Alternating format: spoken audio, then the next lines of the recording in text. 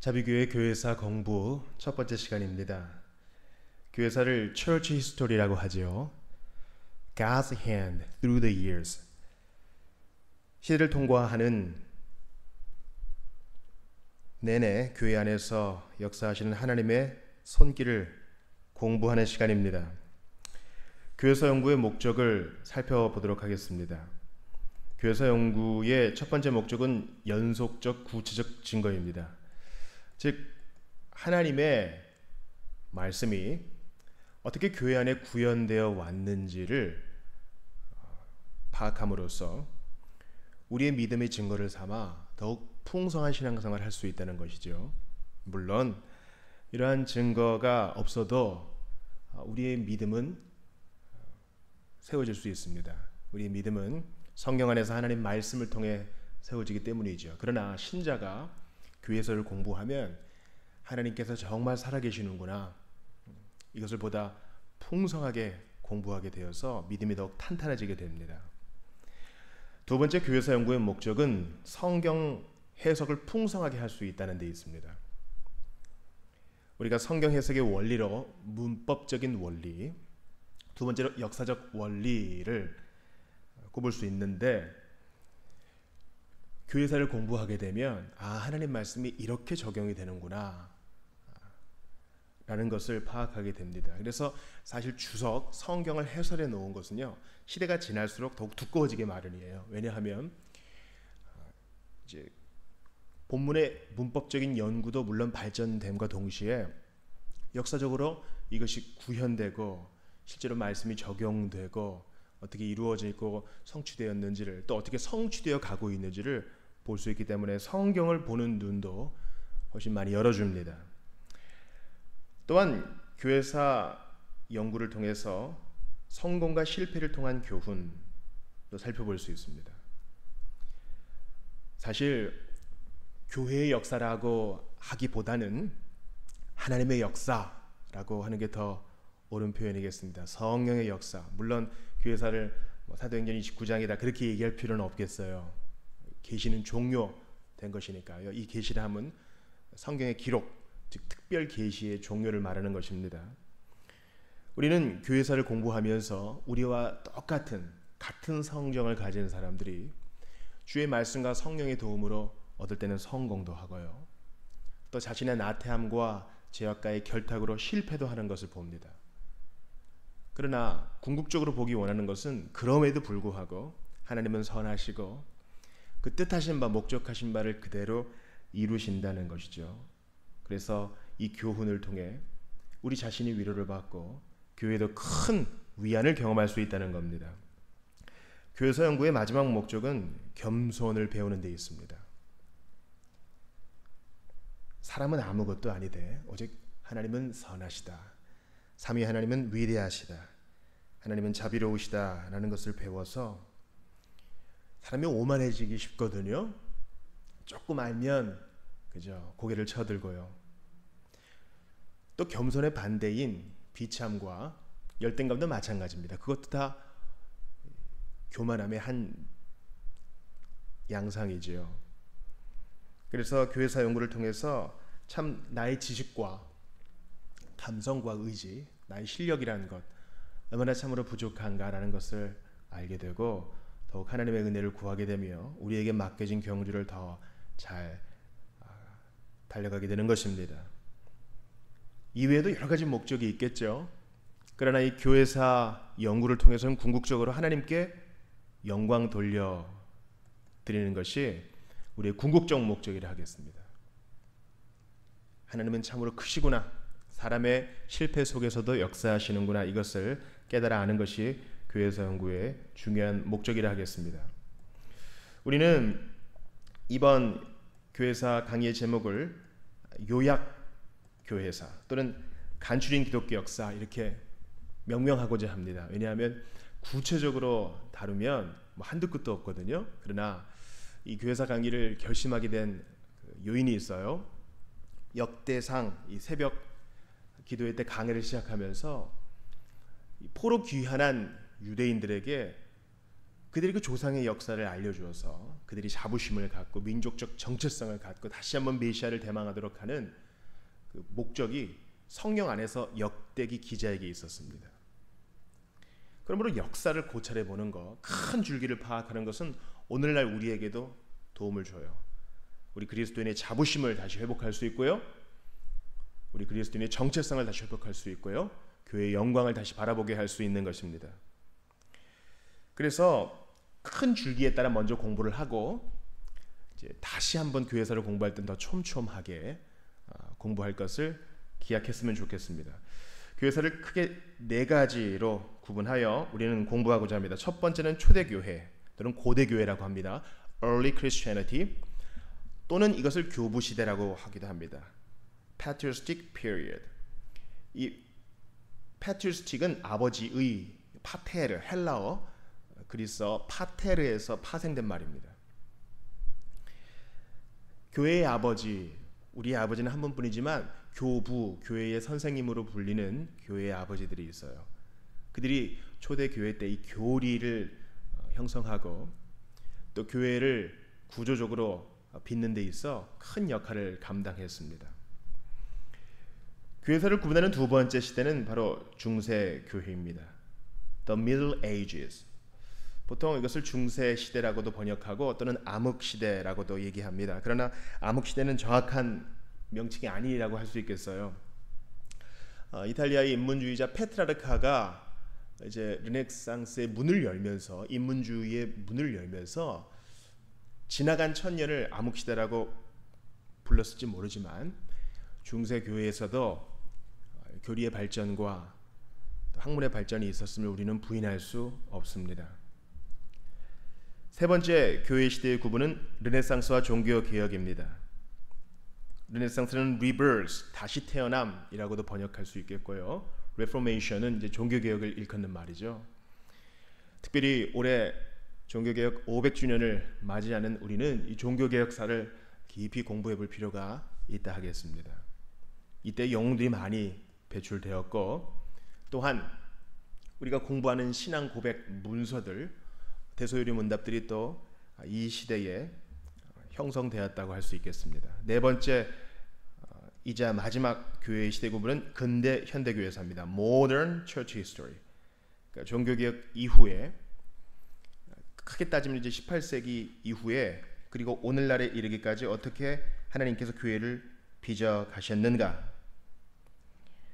이때에는 이제 선교의 시대도 포함되어 있고요. 계몽주의에 대항하여 어떻게 교회가 자신의 처신을 했는지도 볼 수 있게 됩니다. 자, 오늘 초대교회에서 첫 번째 시간은 기독교와 유대교라는 제목으로 짧게 공부를 진행해 나가겠습니다. 자, 기독교와 유대교. 초대교회 시대 때 많은 사람들은 기독교가 유대교와 같다고 생각했고요. 혹은 그 부류, 지파라고 생각했습니다. 성경을 믿는 우리들은 기독교가 유대교의 연속선상에 있다는 것을 분명히 알아야 하지요. 왜냐하면 하나님은 아브라함의 하나님, 이삭의 하나님, 야곱의 하나님, 모든 살아있는 자들의 하나님, 모든 신자의 하나님이시기 때문입니다. 그러므로 기독교와 유대교를 인식하는 바른 원리 중 하나는 바로 연속성을 파악하는 겁니다. 옛 언약 Old Covenant와 새 언약 New Covenant의 관계를 인식하는 거죠. 옛 언약이 성취되었으니 그것이 새 언약이다. 옛 언약의 본래의 뜻은 폐허이지 않았다라는 겁니다. 이 그림은 이제 AD 70년에 8월 30일이라고 보통 일컬어지는데요. 로마의 이제 티투스 또는 타이투스 장군이 예루살렘 성전을 파괴하는 장면입니다. 보시면 여기 연기가 나고 있고요.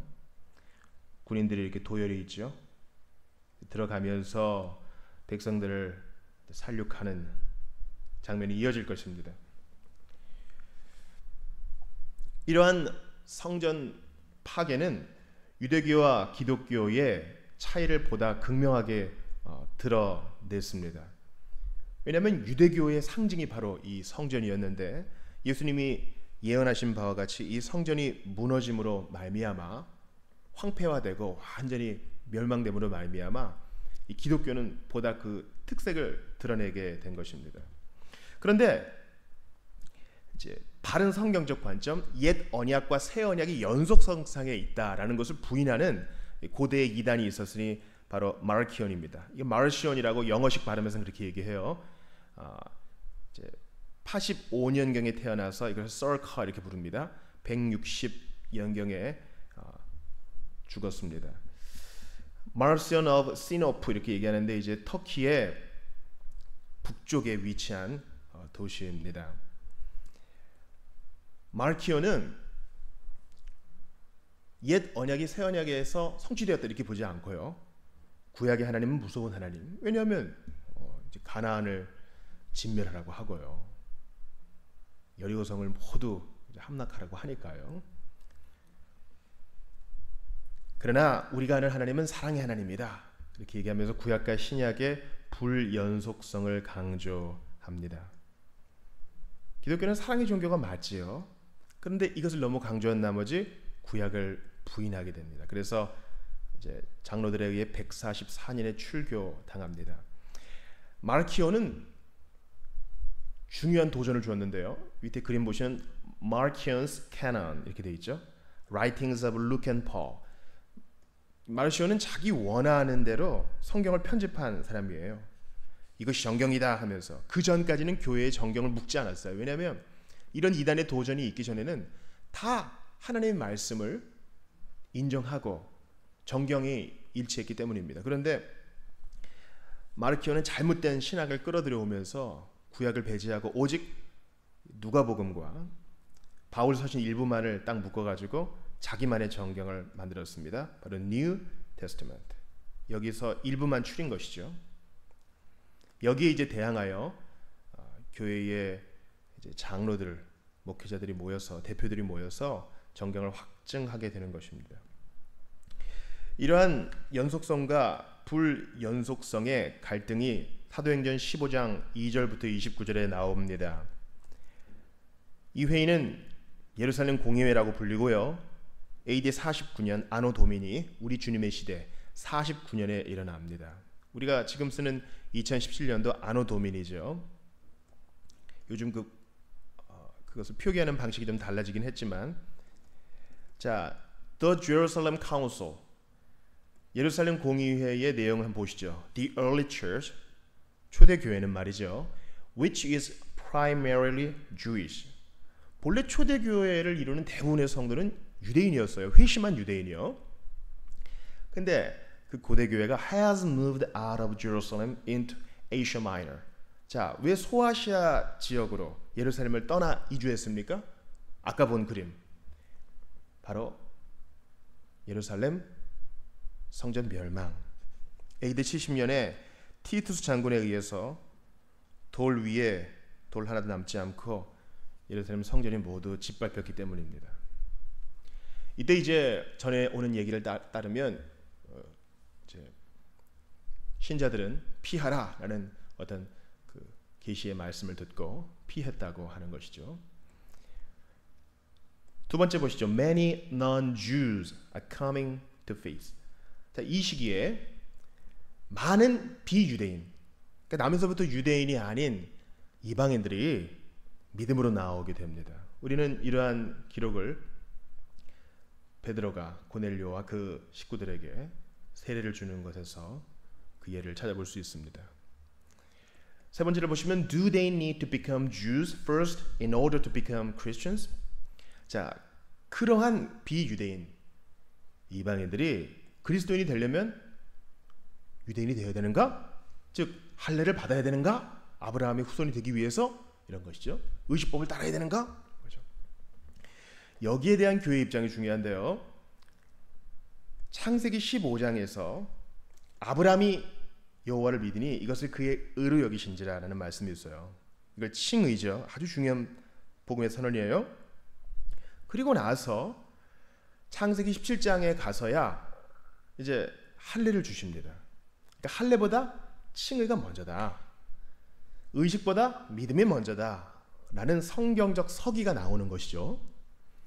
하나님이 아브라함에게 약속을 주신 것은 할례나 모세 율법을 주시기 전이다. 15장에서는 아직도 아브라함이에요. 예. 그래서 유대인들이 믿은 다음에 할례를 받는 것은 이 창세기 15장과 17장을 바꾸는 것이잖아요. 17장을 더 앞에 두겠다는 것이죠. 하나님이 원하시는 뜻이 아니라는 겁니다. 이러한 해석의 문제로 인해요, 초대교회 내에 긴장이 일어납니다. 자, 율법의 종류를 여기서 네 가지로 나눴는데 한번 보세요. 먼저 moral law 있죠. moral law, 도덕법이고요. ceremonial law, 이제 의식법이라고 할 수 있겠어요. civil law, 이거는 시민법이고요. cultural practice, 어떤 문화적인 관습이라고 할 수 있겠어요. 자, 도덕법의 purpose, 목적을 봅시다. 도덕법의 목적은 뭔가를 나타낸대요. 하나님 자신의 도덕적 특성을 나타내는데, 예를 들면 십계명이 있죠. 이 moral law는 기억하세요. 영원 무궁이 계속되는 것입니다. 율법에 있어서 이 도덕법은 영원 무궁이 1.1획도 바뀌지 않고 계속되는 거예요. 두 번째, 이 의식법을 보세요. 이것은 예를 들면 이제 Passover, 유월절 같은 게 있죠. 자, 이 의식법 패스오버는 뭘 가리켜요? Point to Christ, 그리스도를 가리킨다. 그러니까 그리스도, 온전한 그 원형이 왔기 때문에 더 이상 설계도는 필요 없는 것처럼 오늘날 그리스도 이후의 사람들이 의식법을 지킨다? 이것은 말이 안 되는 거죠. 그러니까 그리스도께서 돌아가시고 휘장이 갈라질 때 이 의식법도 폐하해진 거예요. 세 번째, civil law, 시민법도 보죠. 시민법은 뭐가 있어요? 예를 들면 그렇죠, Deuteronomy, 신명기 22장에 나와 있는 building regulation, 어떤 그 건설에 대한 법규가 있는 것이죠. 자, 이것은 이스라엘은 독특한 공동체예요. 즉 나라가 교회고 교회가 나라입니다. 그런데 오늘날 보세요. 정치와 종교가 분리되어 있죠. 오늘날 예루살렘과 같은 나라는 없는 것이에요. 즉 이 civil law는 이스라엘에게 한정된 것입니다. 그래서 휘장이 갈라질 때 이 ceremonial law, 의식법과 civil law,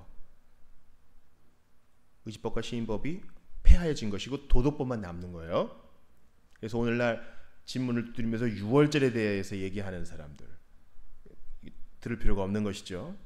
마지막으로 이 문화적인 행습은요, 뭐 베드로전서 1장에 나와 있는 사귐의 인사를 나누는 것들, 이런 것은 그 시대적 독특성이라 할 수 있겠습니다.